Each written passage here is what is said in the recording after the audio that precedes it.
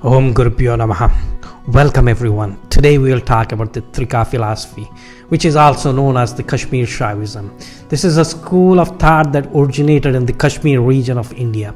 It is non-dualistic philosophy that focuses on the ultimate reality of the universe and the individual relationship with it. So it discusses the relation between the Atman and the Supreme Consciousness, the Paramatman. Trika philosophy is a complex and profound system of thoughts that has influenced many other schools of Indian philosophy. The origin of Trika philosophy can be traced back to the 8th century CE, when the great sage Abhinavagupta laid a foundation of this school of thought. He was a scholar and a mystic who was deeply influenced by the teachings of ancient texts such as Vedas, Upanishads and Bhagavad Gita. Abhinavagupta's disciple Kshemaraja further developed and expanded the Trika philosophy, making it one of the most prominent schools of the Indian philosophy. Trika philosophy is based on the three fundamental principles: Shiva, Shakti and Anu. These three principles are the key to understanding the nature of reality, the individual relationship with it. Shiva is the ultimate reality, the supreme consciousness that pervades the entire universe. He is the source of all existence, and ultimate goal of every individual is to gain access to Lord Shiva, become one with Shiva. Shiva is often depicted as the masculine deity, representing the pure consciousness and unchanging aspect of the reality. Shakti, on the other hand, is the dynamic and creative aspect of the reality. So Shiva and Shakti are not different. Shiva is the potential energy, whereas Shakti is the kinetic energy. It is the divine energy that manifests in the various forms and shapes, giving rise to the universe and all its beings. So Shakti is responsible for manifestation of this universe, shape and all the living beings. Shakti is often depicted as the feminine deity, representing the ever-changing and dynamic nature of the reality. Anu, on the other hand, means the third principle of Trika philosophy, which refers to the individual soul or the individual consciousness. So Anu is the reflection of supreme consciousness in each individual, and it is through this individual self that one can experience the ultimate reality of the Shiva. One of the key principles of the Trika philosophy is the non-dualism, which states that there is no separation between the individual self and the ultimate reality. According to this philosophy, the individual self is not separate from Shiva, but is a part of it. This means that every individual has a potential to realize their true nature and experience the ultimate reality of the Shiva. The concept of non-dualism in Trika philosophy is similar to that of the Advaita Vedanta philosophy, which also emphasizes the oneness of the individual self and the ultimate reality. Trika philosophy takes this concept a step further by incorporating the dynamic aspect of the Shakti. It recognizes that the individual self is not only part of the ultimate reality, but also has the power to create, manifest its own reality through the divine energy of the Shakti. Kundalini is a Sanskrit term that refers to the primal energy that lies dormant at the base of each human being. According to Trika philosophy, this energy is the manifestation of Shakti within individual self. It is often depicted as a coiled up serpent waiting to be awakened and raised up through chakras or the energy centers in the body. The awakening of this Kundalini is seen as a crucial step in spiritual journey of an individual. It is believed that when this energy is awakened, it can lead to a state of supreme consciousness, ultimate realization of ultimate reality of the Shiva. The awakening of the Kundalini is not an easy process and requires a lot of discipline, guidance and spiritual practice. Spanda, on the other hand, is a Sanskrit term that means vibration or pulsation. In Trika philosophy, it refers to the dynamic and ever-changing nature of the reality. According to this philosophy, the universe is constantly in a state of spanda, with everything in constant state of vibration and movement. This concept of spanda is closely related to the concept of the Shakti, as it is through her pulsation that the universe is created and sustained. It also highlights the importance of embracing change and impermanence in the life, as everything is in a constant state of flux. Trika philosophy is not just a theoretical concept, but it is also emphasizing the importance of the practical application in everybody's life. Ultimate goal of this philosophy is to help every individual realize their true nature and experience the ultimate reality of the Shiva. Trika philosophy advocates for a holistic approach and includes spiritual practices such as meditation, yoga, and self-inquiry.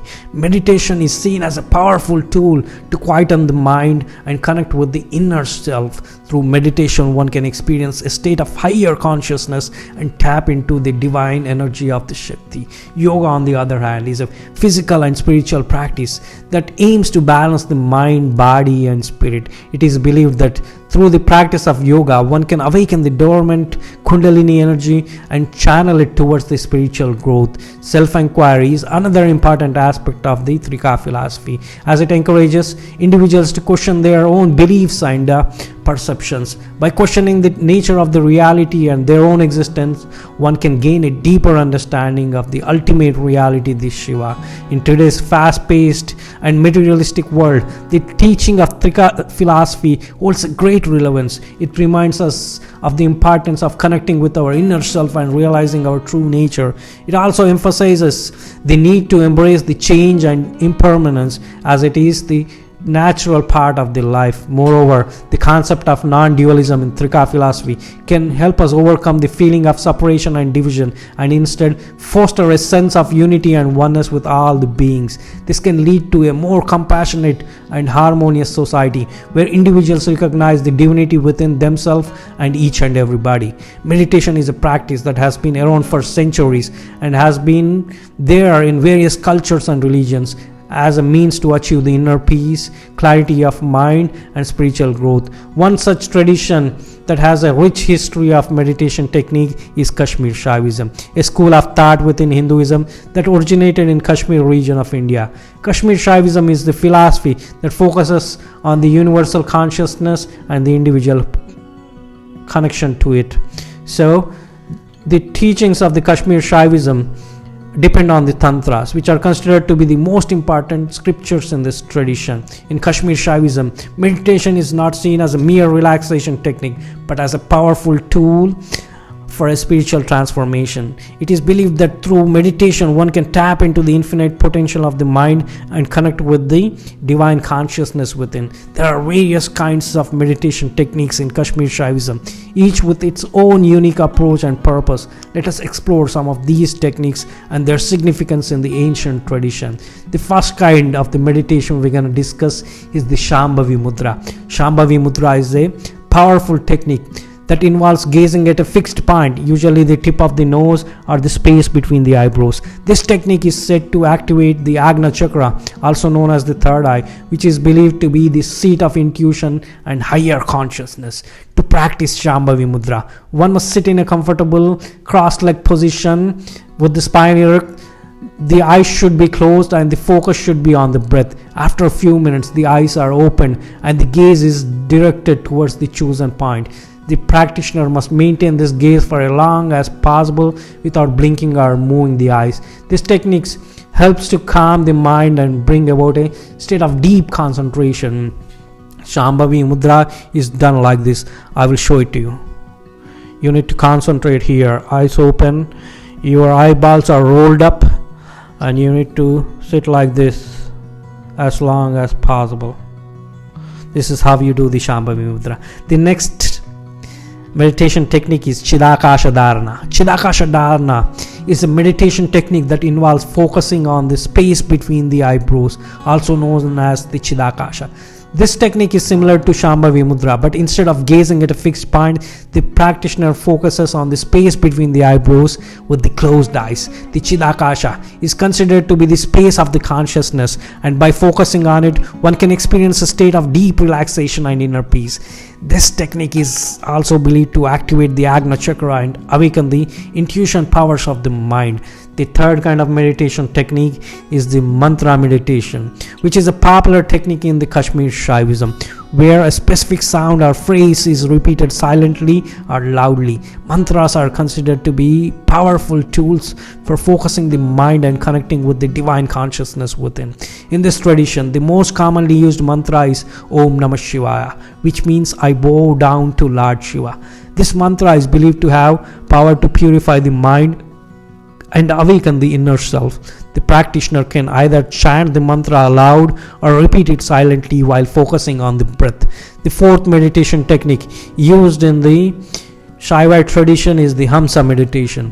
Hamsa is a Sanskrit word that means I am he or I am the Shiva. Hamsa meditation technique is a technique that involves focusing on the breath and mentally repeating the word Hamsa with each inhalation and exhalation. This technique is believed to help the practitioner realize their true identity as the divine consciousness. To practice Hamsa meditation, one must sit in a comfortable position with the spine straight, the eyes are closed, the focus is on the breath. With each inhalation, the practitioner mentally repeats Hum, and with each exhalation, the word Sa. So it's Hum Sa, Hum Sa.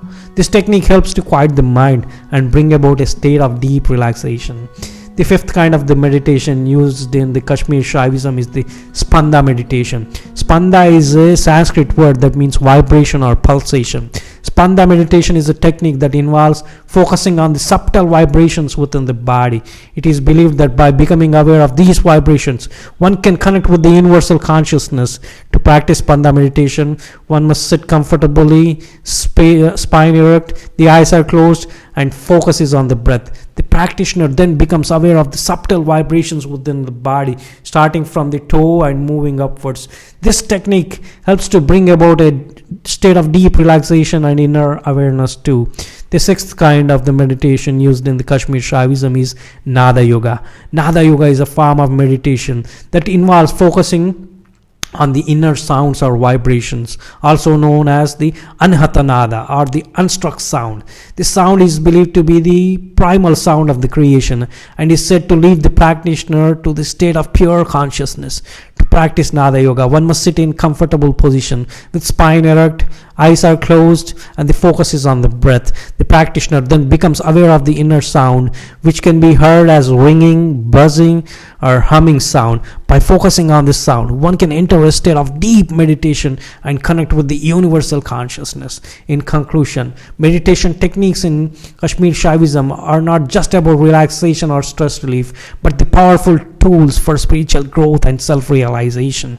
These techniques help to quiet the mind, awaken the inner self, and connect with the divine consciousness within. By incorporating these techniques into our daily life, we can experience deeper sense of peace, clarity, and spiritual awakening. In conclusion, Trika philosophy is profound and complex system of thought that offers a unique perspective on the nature of the reality and the individual relationship with it. Its teachings and practices can help individuals on their spiritual journey towards self-realization and the ultimate reality, and experience the Shiva. In today's world, where there is growing need for inner peace and harmony, the principles of Trika philosophy can serve as a guiding light for individuals seeking a deeper understanding of themselves and the universe.